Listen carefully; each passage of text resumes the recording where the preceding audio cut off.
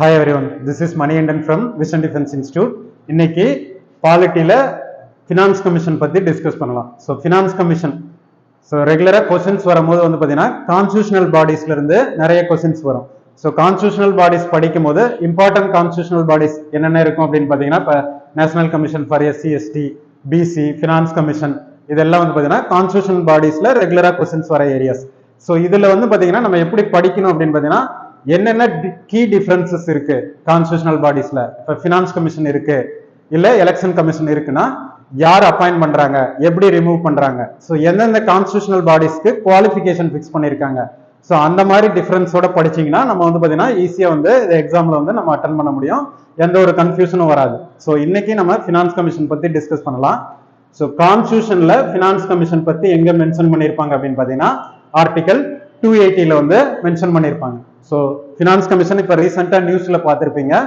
Next பார்த்தீங்கன்னா 16th finance commission constitute பண்ண போறாங்க அரவிந்த் பனகரியா. ஸோ ஏற்கனவே நித்தி ஆயோக்ல வைஸ் சேர்மனா இருந்தவர் தான் பார்த்தீங்கன்னா இதுக்கு பார்த்தீங்கன்னா சேர்மன் ஆக போறாரு. ஸோ நார்மலா ஃபினான்ஸ் கமிஷன் பார்த்தீங்கன்னா பிரசிடென்ட் ஆஃப் இந்தியா பார்த்தீங்கன்னா கன்ஸ்டியூட் பண்ணுவாங்க.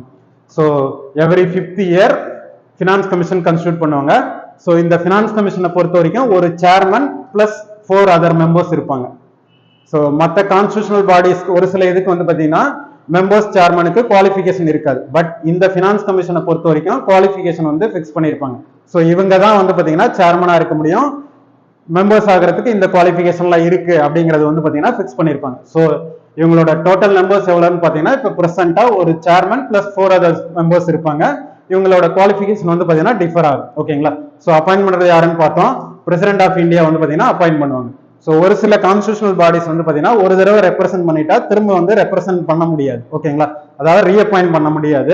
பட் இது பார்த்தீங்கன்னா இவங்க இந்த போஸ்ட்டுக்கு பார்த்தீங்கன்னா திரும்ப எலிஜிபிள் ஆகும்.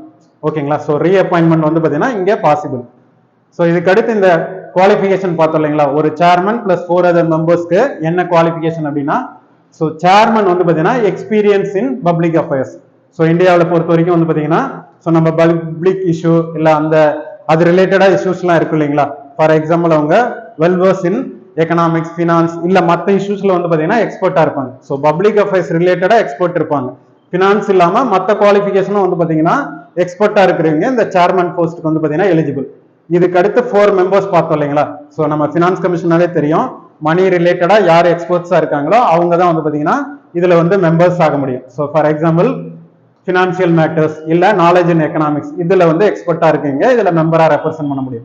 ஸோ இதுல முக்கியமா எக்ஸாம்ல அடிக்கடி நம்மளை கன்ஃபியூஸ் பண்ற மாதிரி என்ன ஒரு ஆப்ஷன்ஸ்ல கேட்டிருப்பாங்க அப்படின்னு பாத்தீங்கன்னா ஒரே ஒரு மெம்பர்ஸ்க்கு மட்டும் பாத்தீங்கன்னா குவாலிஃபிகேஷன் டிஃபர் ஆகும், சிக்னிஃபிகண்டா இருக்கும். அது என்ன அப்படின்னு பாத்தீங்கன்னா ஸோ யாரு பாத்தீங்கன்னா qualified for judge of high court அந்த குவாலிஃபிகேஷன்ல இருக்கிறவங்கள ஒருத்தரை பாத்தீங்கன்னா ஒரு மெம்பர் பாத்தீங்கன்னா ஃபினான்ஸ் கமிஷன்ல ரெப்ரசென்ட் பண்ணுவாங்க. ஸோ இந்த இடத்துல ஜட்ஜ் ஆஃப் ஹை கோர்ட்டா சுப்ரீம் கோர்ட்டா அப்படிங்கிறது நிறைய கொஸ்டின்ஸ்ல பாத்தீங்கன்னா கன்ஃபியூஸ் ஆயிருக்கும். ஓகேங்களா? So judge of high court, so நமக்கு தெரியும் ஒருத்தர் ஜட்ஜ் ஆஃப் ஹை கோர்ட்டா அப்பாயின்ட் பண்ணணும்னா 10 இயர்ஸ் பாத்தீங்கன்னா ஹை கோர்ட்ல அட்வொகேட்டாவோ இல்ல ஜுடிஷியல் ஆஃபீஸ் பாத்தீங்கன்னா ரெப்ரசென்ட் பண்ணியிருந்தா தான் அவங்க ஹை கோர்ட் ஜட்ஜா அப்பாயின்ட் பண்ண முடியும். ஸோ அந்த குவாலிஃபிகேஷன் பாத்தீங்கன்னா இவருக்கு இருக்கும். ஓகேங்களா?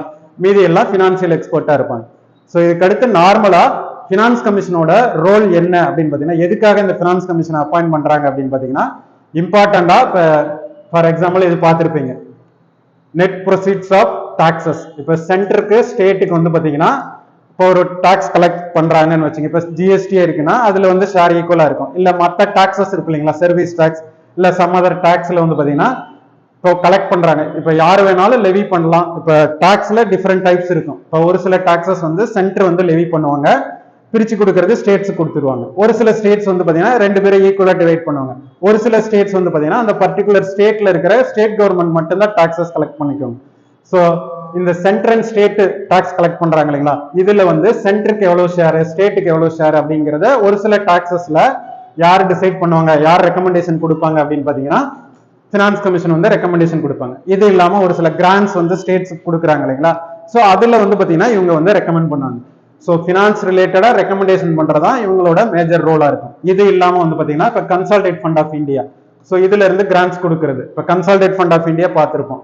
ஸோ கவர்மெண்ட் ஆஃப் இந்தியா அவங்களோட ஃபண்ட்ஸை 3ஆ பிரிச்சிருப்பாங்க, consolidated fund, contingency fund, public account of India. So consolidated fund of இந்தியாங்கிறது என்னங்க, டாக்ஸ்ல இருந்து கலெக்ட் பண்ற அமௌண்ட்டை கவர்மெண்ட் ஆஃப் இந்தியா ஒரு இடத்துல செட்டில் பண்ணி வைப்பாங்க இல்லைங்களா, ஸோ அதுதான் consolidate fund of India. So அதுல இருந்து கிராண்ட்ஸ் கொடுக்கறது இதெல்லாம் வந்து பாத்தீங்கன்னா இவங்க ரெக்கமெண்ட் பண்ணுவாங்க. ஓகேங்களா, ஸோ ஃபினான்ஸ் ரிலேட்டடா இருக்கிற இஷ்யூக்கு ரெக்கமெண்ட் பண்றதா இவங்களோட மேஜர் ரோல். இது இல்லாம கண்ட்ரில எங்கேயாவது வந்து பாத்தீங்கன்னா ஒரு வெல் ரிசோர்சஸ் இருக்கு, அதை வந்து பாத்தீங்கன்னா யூட்டிலைஸ் பண்ணாம இருக்காங்க, அதை கண்ட்ரியோட growthக்கு வந்து பாத்தீங்கன்னா யூஸ் பண்ணிக்கங்க அப்படிங்கிற ரெக்கமெண்ட் பண்றது யாருன்னு பாத்தீங்கன்னா ஃபினான்ஸ் கமிஷன் தான் ரெக்கமெண்ட் பண்ணுவாங்க. இது இல்லாம சென்ட்ரல் கவர்மெண்ட் ஸ்டேட் கவர்மெண்ட்டுக்கு ஏதாவது சவுண்ட் ஃபினான்சியல் ரிசோர்சஸ் இருக்கு இல்ல ஃபினான்சியல் சஜஷன் கொடுக்கறது யாரு அப்படின்னு பாத்தீங்கன்னா இந்த ஃபினான்ஸ் கமிஷன் வந்து பாத்தீங்கன்னா ரெக்கமெண்ட் பண்ணுவாங்க. ஸோ முக்கியமா எக்கனாமிக் growthக்கு இந்த ஃபினான்ஸ் கமிஷன் வந்து பாத்தீங்கன்னா ரொம்ப இம்பார்ட்டன்ட். ஸோ மற்ற கான்ஸ்டியூஷனல் பாடிக்கு இதுக்கு என்ன டிஃபரன்ஸ் இருக்கு அப்படிங்கறது பாத்துங்க. இதுல முக்கியமா இந்த குவாலிஃபிகேஷன் வந்து பாத்தீங்கன்னா மென்ஷன் பண்ணி பாத்துங்க. அதுதான் வந்து பாத்தீங்கன்னா மற்ற கான்ஸ்டியூஷனல் பாடியை கம்பேர் பண்ணும்போது இதுல வந்து பாத்தீங்கன்னா டிஃபர் ஆகும். பட் ஒரு சில கமிஷன் கான்ஸ்டியூஷனல் பாடிஸ்க்குலாம் வந்து பாத்தீங்கன்னா குவாலிஃபிகேஷன் இருக்காது. ஓகேங்களா, ஸோ தேங்க்யூ.